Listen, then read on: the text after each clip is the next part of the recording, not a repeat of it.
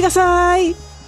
Hoy, el actor coreano-americano Philip Ahn nos ha preparado una velada al estilo del mejor cine negro de los años 30 y nos ha convertido la izakaya en un elegantísimo club. Ahora vendrá un camarero para llevarte a tu mesa, pero antes, que suene la música. ¡Arigato! ¡Hey! ¡Arigato! ¡Arigato gozaimasu! ¡Arigato! ¡Hey! ¡Arigato!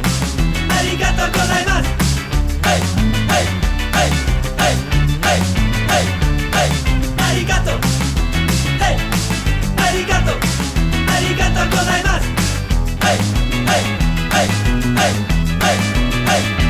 ¡Domo!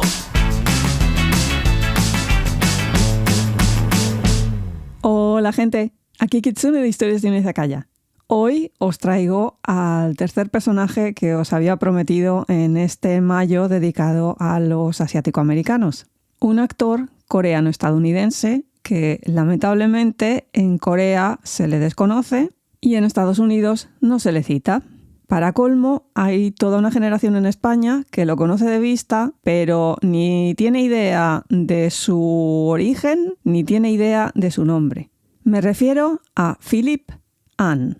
Si habéis escuchado el programa anterior que dediqué a Anna May Wong, ya le mencioné, porque es que estoy siguiendo un poquito el orden cronológico en el que van apareciendo estos actores. El caso de Philip Ahn es muy curioso porque, al contrario que Hayakawa, que ni lo intentó, o Anna May Wong, que es que no la dejaron, este hombre tuvo todos los resortes para influir en el mundo cinematográfico de Corea. Pero con él se cumple el dichoso refrán este de no puedes ser profeta en tu tierra. Él lo intentó y además tenía un plan clarísimo para montar lo que sería el futuro del cine coreano. Lo que pasa que la recepción de sus ideas se perdió en una maraña política de la que parece que Corea nunca se recupera. Pero bueno, a este tema llegaremos después.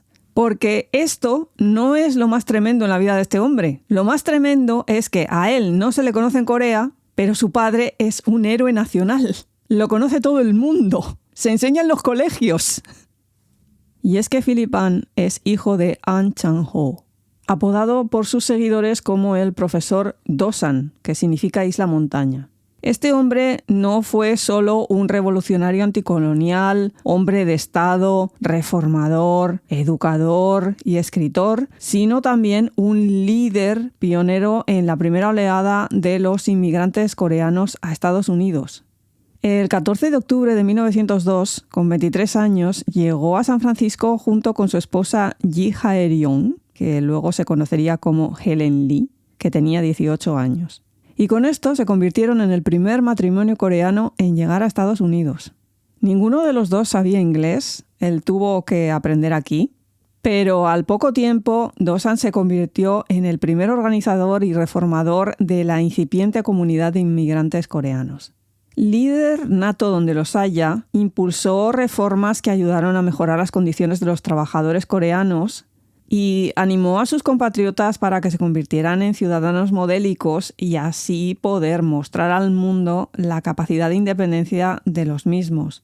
Tened en cuenta que en estos momentos Corea estaba bajo dominio japonés y todos los coreanos en el exilio lo que estaban buscando era lograr el apoyo de otras naciones extranjeras para poder conseguir su independencia. Con este objetivo en mente, en 1903 estableció la Friendship Society, que fue la primera asociación de la diáspora coreana en Estados Unidos. Esta, con el paso del tiempo, se convirtió en la United Korean Association, destinada a atender a una mayor cantidad de compatriotas en California, Hawái, Washington D.C., México, Cuba, Manchuria y Siberia. De San Francisco, el matrimonio se mudó a una pequeña comunidad agrícola en Riverside, California. Además de dedicarse a labores agrícolas, también continuó intentando mejorar la vida de los inmigrantes a través de una red entre ciudades con base en San Francisco.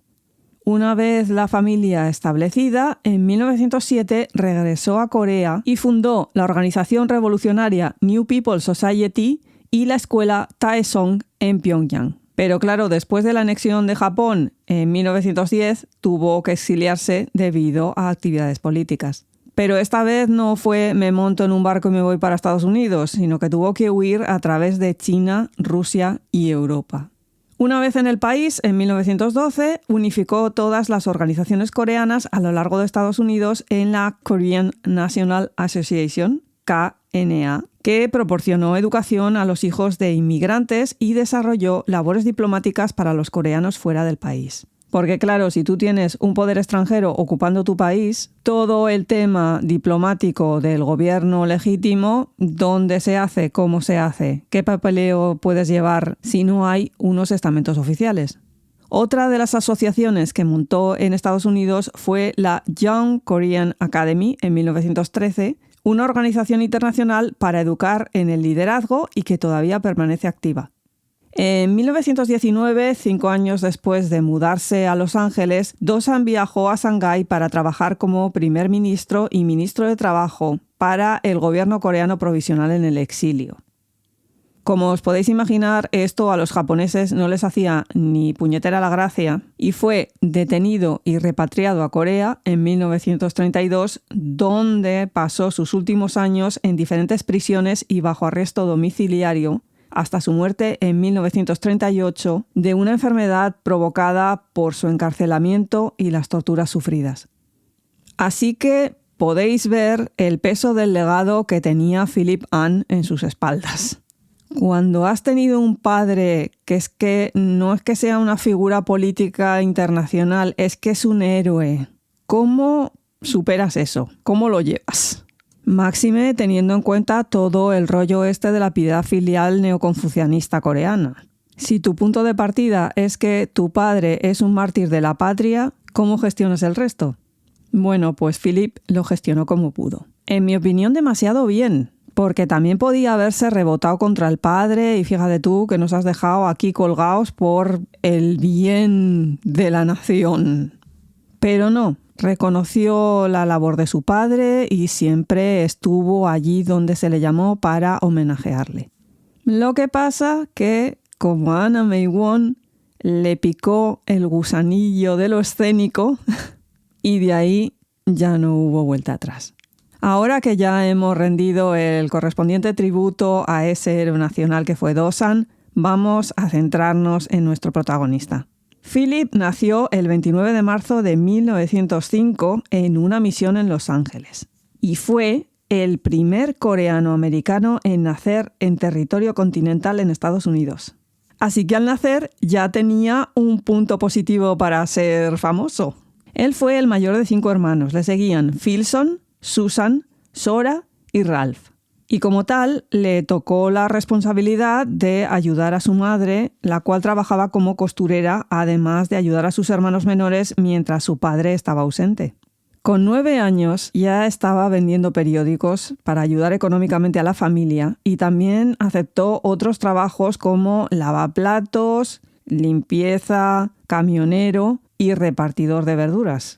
Este tipo de trabajos le ayudarán posteriormente, en el año 1925, apenas 2 años después de graduarse en el instituto, a encargarse de la frutería en el Tower Grocery Market, el supermercado Tower, donde ya había estado trabajando de repartidor. Después de unos años, el pequeño negocio familiar prosperó y les permitió mudarse a una casa de 2 plantas cerca del campus de la Universidad del Sur de California, la USC, donde Philip fue admitido en 1933. También trabajó como ascensorista en el Hotel Talmax y en el Basin, ambos hoteles de lujo, en donde aprendió a distinguir y apreciar los objetos decorativos y muebles de valor.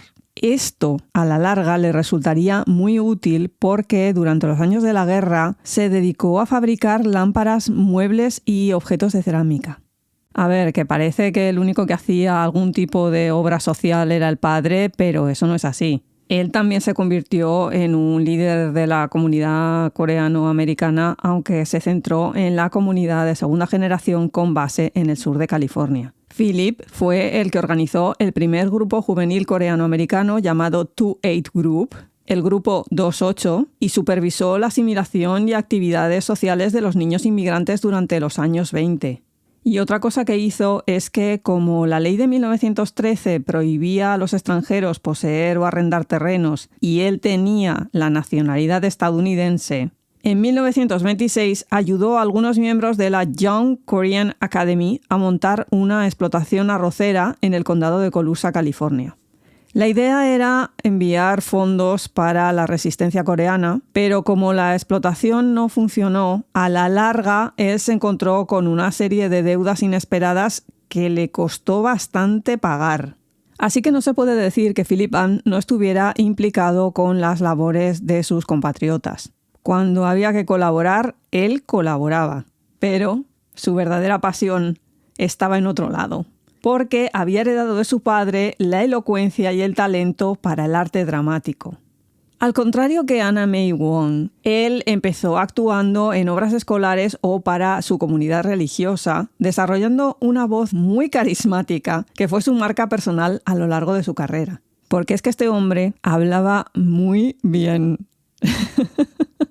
Y además con un tono de voz muy característico de él y alejado del topicazo del asiático hablando mal el inglés. Por cierto, hablando de Anna May, es que ella fue la que le introdujo en el mundo de la actuación profesional, porque estos dos habían ido juntos al instituto, el Central Junior High, donde se volvieron muy amigos y confidentes. Cuando ella ya estaba trabajando como actriz, se compró un coche. El problema es que ella no tenía carnet de conducir, lo tenía Philip. Lo que hicieron fue que él la llevaba por las mañanas al rodaje, se volvía a clase a la universidad y luego por la tarde volvía a buscarla. En una de estas ocasiones, durante el rodaje de El ladrón de Bagdad, la leyenda del cine mudo Douglas Fairbanks Sr. le hizo una prueba y le ofreció un papelito en la película. Imaginad cómo volvió Philip a casa después de eso.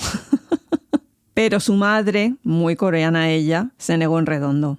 Parece ser que la frase textual fue: «Ningún hijo mío se mezclará jamás con ese tipo de gentuza». A ver, ya hemos explicado en numerosas ocasiones que en Corea los actores, músicos, etc. formaban parte de la casta de los esclavos. Eran calificados como kwande, payasos. Y siendo que la familia de Philip Ahn venía de toda una línea de intelectuales cuyos orígenes se podían rastrear hasta la época de Goryeo, que el niño le viniera con una de estas, esa madre coreana se le amargó el kimchi ese día. Que en esa época no era como ahora. Y ahí se habrían acabado las aspiraciones de Philip por ser actor, pero al regresar su padre en 1925 le dio permiso diciendo: «Las películas también son un arte. Todo lo que te pido es que si te quieres convertir en actor, seas el mejor». ¿Veis? Ahí tenéis un héroe nacional en acción. Lo que pasa que ese permiso llegaba un poquito tarde, porque ese tipo de oportunidades te surgen una vez cada X años. Y la siguiente apareció en 1935, 3 años después del fallecimiento de su padre. En aquellos momentos era muy típico que los estudios cinematográficos contrataran a tiempo parcial como extras a los estudiantes universitarios, sobre todo si eran atletas. Y Philip, como estudiante de comercio internacional en la Universidad del Sur de California, se apuntó al carro. En una de estas le hicieron una audición con el director Lewis Milestone, que estaba buscando un cómico chino para que apareciera en el musical de Bing Crosby Anything Goes de 1936. La prueba parece ser que la hizo bastante bien, pero el director le dijo que no podía seleccionarlo porque tenía un inglés demasiado bueno. Así que Philip, antes de marcharse, volvió a donde estaba el director y le empezó a hablar en chinglish. Le digo así para que os aclaréis. Ya expliqué cuando hablé de Anna May Wong que esto era una cosa que se decía pidgin, un falso inglés que se supone que hablaban los chinos, cuando en realidad no era así, pero bueno.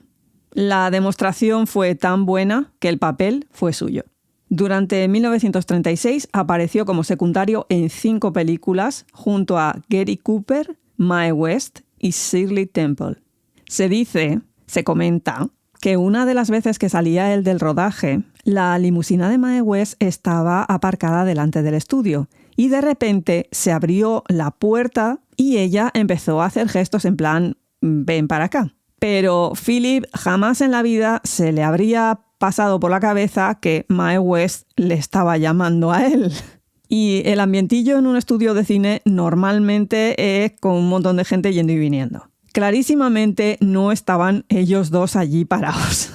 Por lo tanto, Philip se echó a caminar otra vez, pero alguien le dio unos golpecitos en la espalda y cuando se volvió era el chofer de Mae West que le decía que la actriz quería hablar con él. Se fue para allá y ella le preguntó que cuál era su sueldo durante el rodaje. Él se lo dijo y al día siguiente Mae West exigió a la productora que le subieran el sueldo. Hay que ser fan de Mae West. Que a lo mejor lo hizo porque él era demasiado guapo, pero no. Realmente Mae West fue una actriz siempre muy implicada en los derechos de los actores. Para cuando su amiga Anna May Wong regresó del viaje ese que se hizo a China que os expliqué en el programa anterior, ella firmó un contrato con la Paramount para rodar una tanda de películas de serie B con temática detectivesca.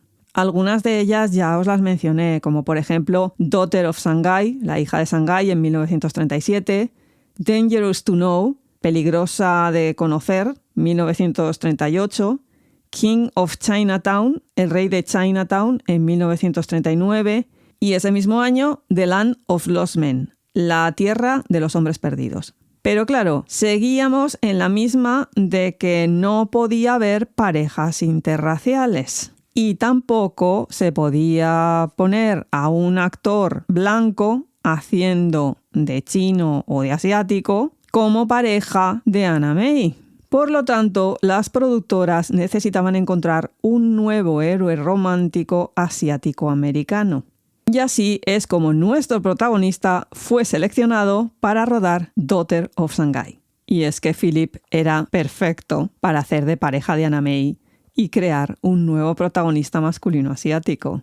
Además, una película muy interesante porque en ella ambos interpretaron personajes alejados del estereotipo. Esto ya os expliqué que era la nueva línea que Anna May quería adoptar a la hora de elegir personajes. En esta historia, él era agente del FBI y ella le ayudaba a resolver un caso. Pero es que además terminaban como pareja al final de la película y no moría ninguno de los dos. Novedad gigantesca. Porque si os acordáis de los dos programas anteriores, normalmente las historias en las que iba implicado un asiático de por medio, el asiático terminaba mal no lo siguiente. En este caso no fue así. Y en otra que hicieron juntos que se titula King of Chinatown, él hace de abogado y ella de médico. Que además para prepararse para el papel, Anna May asistió a un trasplante de riñón. Ya os dije que es que esta mujer lo vivía. Lamentablemente, como todas estas cosas, durante esa época la Paramount lo publicitó como un actor chino. Porque es que podía ser que la sola idea de que él era coreano y se mezclaba con una china recordara otras opciones. Es decir, que alguien se parara a pensar en plan, bueno, pues si puede un coreano, ¿por qué no puedo yo? En fin. Que aún encima las revistas de la época enseguida los emparejaron en la vida real. Pero Anna May dijo al respecto, fue como besar a mi hermano. Y es que la relación de estos dos es bastante confusa. Por un lado, unas fuentes te cuentan que es que, claro, como habían sido compañeritos en el instituto, que si se habían gustado, que si fue un amor de juventud. Otras fuentes te dicen que no, simplemente habían sido mega amiguis durante el instituto. Otras fuentes te dicen que, bueno, él, enamoradísimo de ella, se había querido casar, pero la madre de él se había negado porque ella era china. Uno de los hermanos de él declaró que jamás en la vida de los jamases se le hubiera pasado por la cabeza pedir en matrimonio a Anna May porque él tenía muy claro la cosa esta confucianista de que tenía que cuidar de sus mayores y que como su madre estaba viuda y él era el mayor, tenía que dedicar su vida al cuidado de su madre. Luego, una cosa por ahí extraña que no he podido averiguar bien y es que él tenía un hijo semiadoptivo. Lo cierto es que ninguno de los dos, ni Philip ni Anna May, se casaron nunca ni tuvieron hijos. Y eso ha llevado al rumor de que él era gay y ella era lesbiana. Eso sí, la comunidad coreana lo interpretó como un ejercicio de piedad filial para con sus hermanos y su madre, con la que vivió hasta su muerte en 1969. Mirad, la gente que haga lo que quiera con su vida. ¿Que era gay? Bien. Que no, que es que resulta que es que sacrificó su vida personal por cuidar de esa madre viuda. Pues bien también. En sí, esas dos películas son los únicos papeles románticos que interpretó, a pesar de que los estudios le calificaron como el Clark Gable oriental. Yo os invito a buscar fotografías de él en Daughter of Shanghai, porque será una sorpresa muy agradable. A ver, dentro de los parámetros y los gustos de aquella época. Aún así, yo creo que tiene un puntazo. Lo que pasa que le ocurrió lo mismo que a Anna May y el racismo le relegó a papeles secundarios en películas con protagonistas blancos o actores marcándose un yellow face. Que esto ya os expliqué que es cuando un actor blanco se hace pasar por asiático. Llega la Segunda Guerra Mundial, a los japoneses en Estados Unidos o los meten en campos de concentración o la mitad se largan. Y alguien tiene que hacer del japonés malo en la peli bélica. ¿Quién se apuntó gustosamente al carro? Philip. Y así rodó Behind the Rising Sun, Detrás del Sol Naciente, en 1943, The Purple Heart, El Corazón Púrpura, en 1944, Back to Bataan, Regreso a Batán, en 1945, y Blood on the Sun, Sangre sobre el Sol, de 1945. Este tipo de papeles le valieron el sobrenombre de el hombre al que nos gusta odiar. Una vez los periodistas le preguntaron si el hecho de que su padre muriera a manos de los japoneses había influido en que eligiera este tipo de papeles de japonés malo. Y él les contestó: en aquellos días, los japoneses eran enemigos de los Estados Unidos y todavía lo eran más de los coreanos. Por supuesto, siendo descendiente de coreanos, tenía, digámoslo así, un odio profundo hacia los japoneses. Así que, cuando conseguí un papel como japonés que requería que fuera despreciable, lo interpreté a la perfección. Me lo pasé muy bien. En otra entrevista, se enorgullecía de haber contribuido a la propaganda antijaponesa diciendo: es verdad, odio a los japoneses, pero me dije a mí mismo que si tenía que interpretar al enemigo, lo iba a hacer lo más despiadado posible. Me enorgullezco de ser el peor hombre sobre la faz de la Tierra. Considero un deber moral el interpretar a los japoneses como lo peor del mundo mundial, y cuanto más viles, mejor. Para que veáis que podía ser estadounidense, pero coreano hasta la médula. Lo que pasa que el hacer este tipo de papeles luego le pasó factura porque le llegaban miles de cartas de odio por parte de los espectadores que no eran capaces de separar el personaje del actor. Porque si algo era Philip Ahn, era un pedazo de pan andante. Todos los comentarios que hay de gente que le conoció es que era una persona adorable, majísimo, que no tenía absolutamente nada que ver con los personajes que interpretaba en pantalla. Debió de ser tal la presión que, tras serle concedida una prórroga en sus contratos con las productoras, se alistó en el ejército.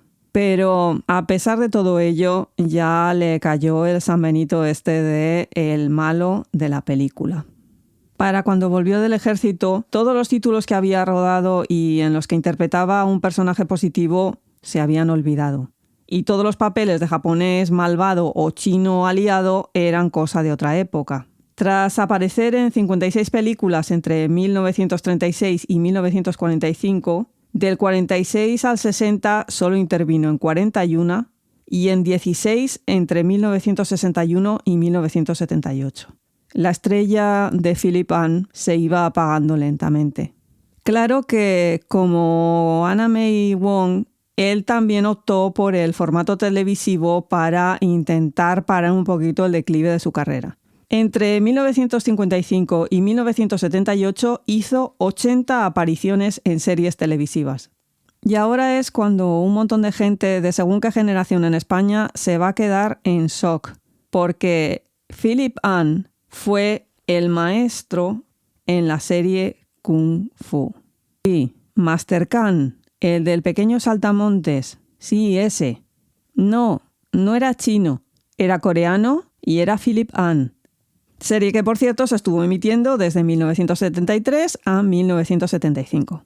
Y luego participó en algunos episodios de la serie Más.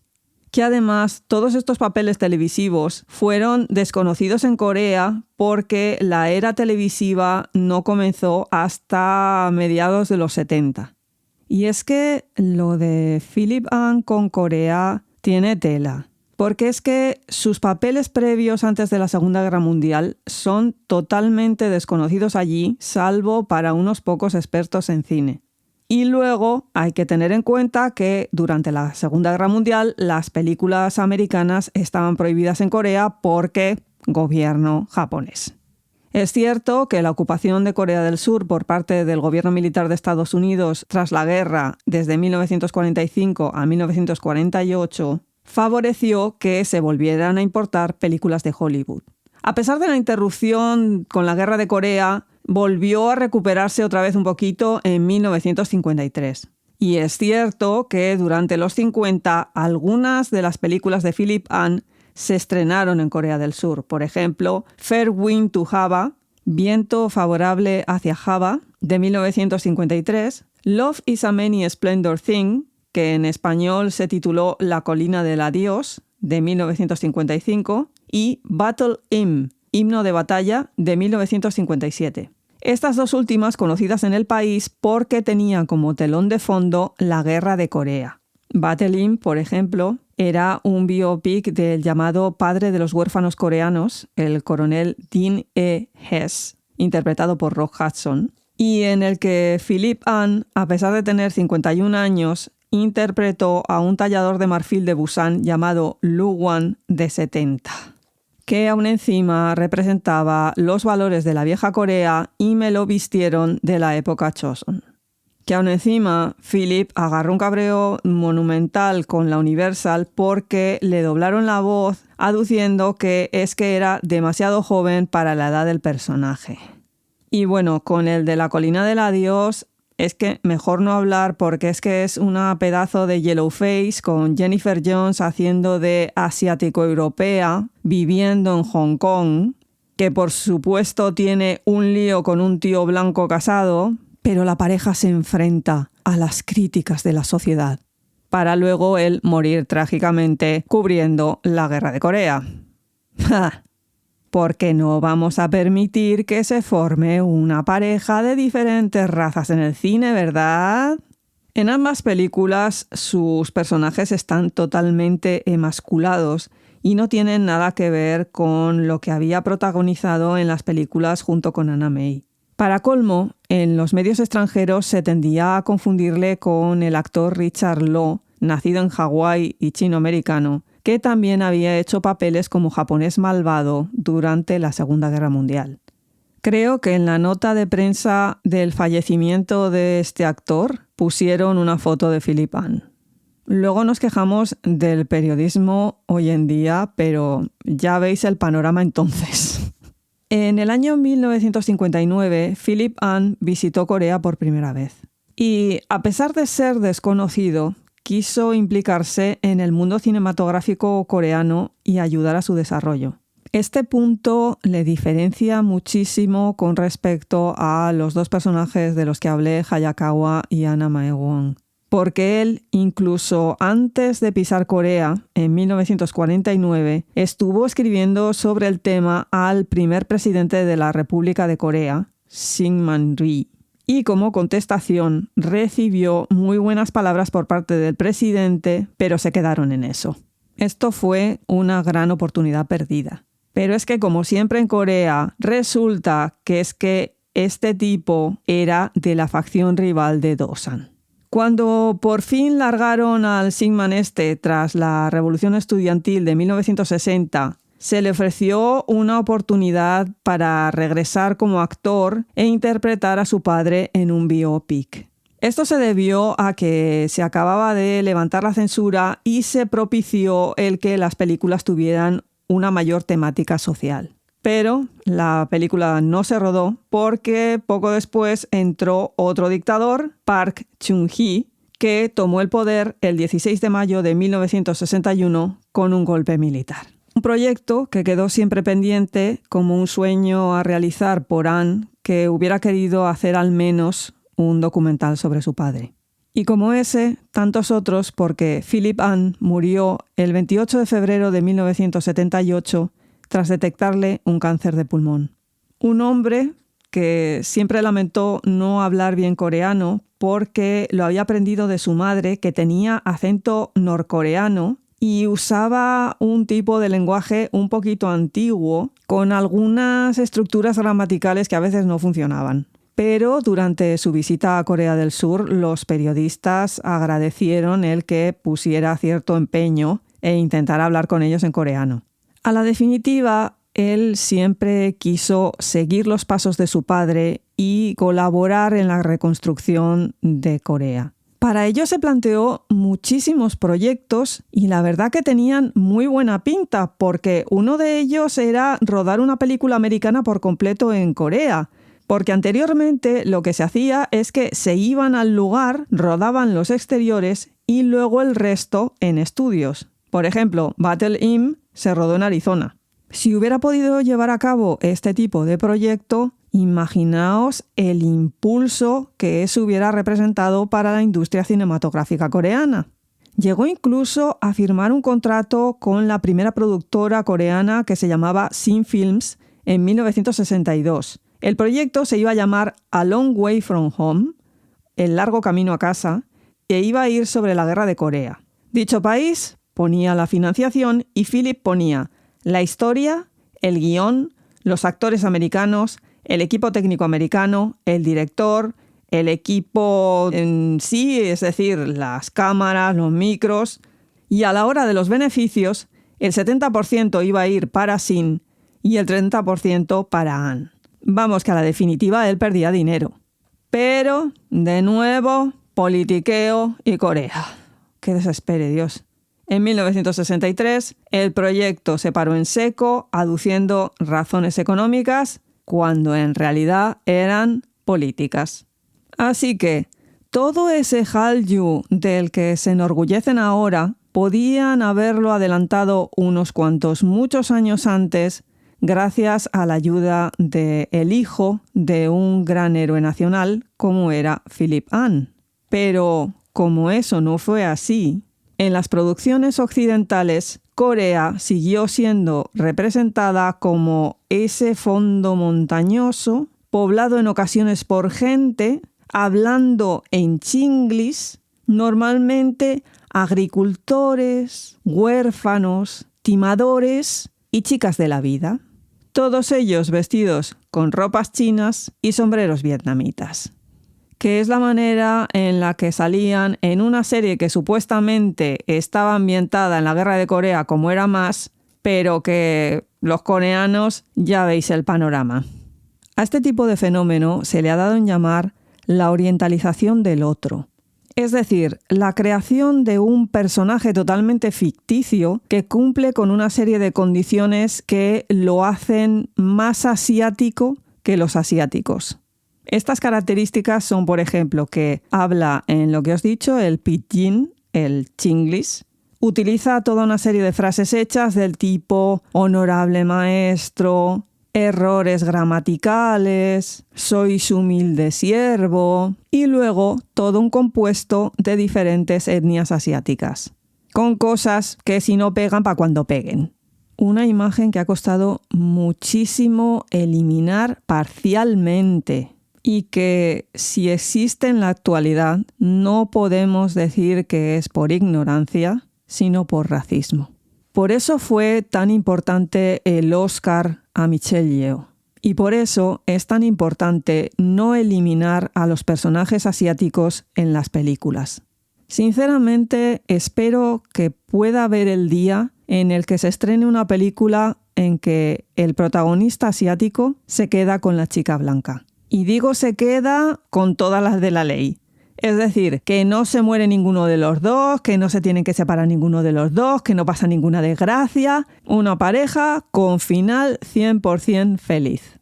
Ese día habremos roto con un tabú enorme. Y ese día, por fin, podremos decir que Hollywood ha entrado dentro de lo que es la cultura global. Mientras tanto, seguiré esperando y seguiré consumiendo los productos asiáticos que siguen dándome las historias que busco. Claro que para historias, qué mejor que las de la izakaya.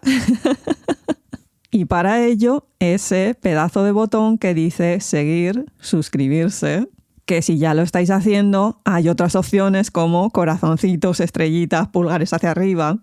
Y si eso ya lo hacéis también, qué mejor que recomendarnos a familiares y amigos con esa pedazo de web que es historiasdeunaizakaya.com. Allí están todos nuestros episodios anteriores, enlaces a nuestras redes sociales y, por supuesto, ese pedazo de botoncillo que os lleva a nuestro canal de YouTube.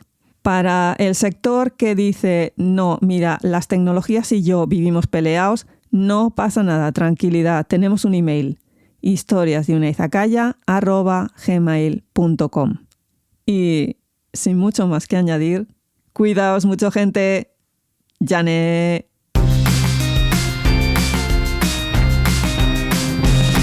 Arigato. Hey. Arigato.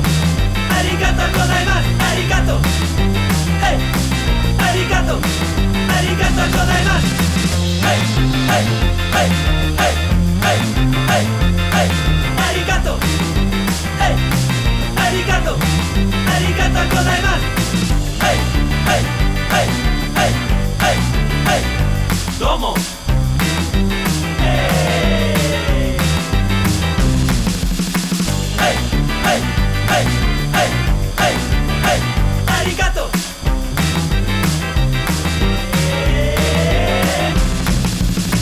Hey. Hey. Hey. Hey. Hey. Hey. Domo.